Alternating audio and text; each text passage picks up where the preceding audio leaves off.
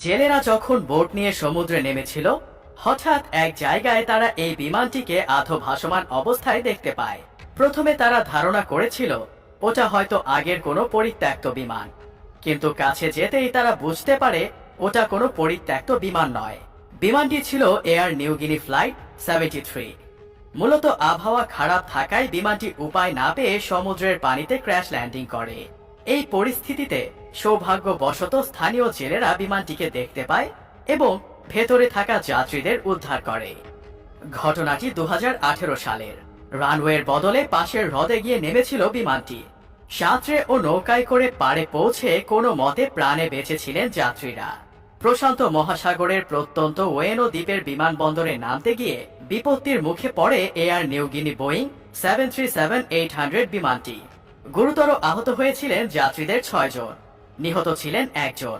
35 জন যাত্রী, 12 বিমান কর্মী সহ এয়ার নিউগিনি বোয়িং বিমানটিতে মোট 47 জন ছিলেন।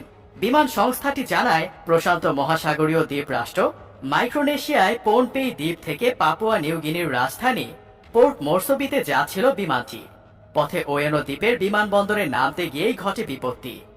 সংস্থাটি জানায়, শুরুতে স্বাভাবিকভাবেই অবতরণের জন্য তৈরি হয়েছিল বিমান। হঠাৎ আবহাওয়া অত্যন্ত খারাপ হয়ে যায়। প্রচন্ড বৃষ্টি আসায় কমে যায় দৃশ্যমানতা, যার ফলে রানওয়ের বদলে বিমানবন্দরের কাছে একটি হ্রদে গিয়ে নামে বিমানটি। কয়েক মিনিটের মধ্যেই নৌকা নিয়ে উদ্ধারে হাজির হন স্থানীয় মৎস্যজীবীরা। তারা জানান, বিমানের ভেতর পানি ঢুকলেও বেশ কিছুক্ষণ ভেসেছিল সেটা। সব যাত্রীদের উদ্ধারের পর ধীরে ধীরে ডুবতে শুরু করে সেই বিমান। বেশ কয়েকজন যাত্রী সাঁতরেও পাড়ে ফেরেন। উত্তর প্রশান্ত মহাসাগরীয় বাকি দ্বীপগুলোর মতোই ওয়েনো দ্বীপের রানওয়েটি অপেক্ষাকৃত ছোট এবং 3 দিক থেকে পানিতে ঘেরা। এক যাত্রীর ভাষ্য মতে, বিমানে পানি ঢুকে তাদের কোমর পর্যন্ত পৌঁছে গিয়েছিল। আপৎকালীন দরজা দিয়ে কোনো মতে বেরিয়ে আসেন তারা। ওই যাত্রী আরো জানান, প্রথমে অবাস্তব মনে হচ্ছিল, আমার বিশ্বাসই হয়নি। তারপরই দেখি বিমানের পাশে একটা ফুটো দিয়ে ভেতরে পানি ঢুকছে। বিভিন্ন ভিডিও ফুটেজে দেখা যায় আধ ডোবা বিমানটিকে ঘিরে রয়েছে ছোট ছোট মাছ ধরার নৌকা। এক উদ্ধারকারী জানান, রানওয়ে ছোঁয়ার 500 মিটার আগেই অবতরণ করে বিমানটি।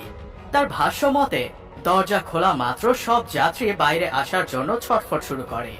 আমাদের কাছে 20টা নৌকা ছিল, প্রত্যেককে উদ্ধার করা সম্ভব হয়েছে। ভাগ্যিস ঘটনাটি সকালে ঘটেছিল, তাই সঙ্গে সঙ্গে আমাদের চোখে পড়েছিল বিমানটি।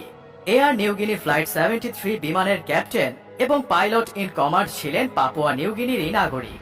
52 বছর বয়সী সেই পাইলটের 19,780 ঘন্টা ফ্লাইট আওয়ার এবং বোয়িং 737 বিমান 2276 ঘন্টা ওড়ানোর অভিজ্ঞতা ছিল। তাছাড়া বিমানের ফার্স্ট অফিসার ছিলেন 35 বছর বয়সী অস্ট্রেলিয়ান নাগরিক, যার ছিল 4618 ঘন্টা বিমান ওড়ানোর অভিজ্ঞতা।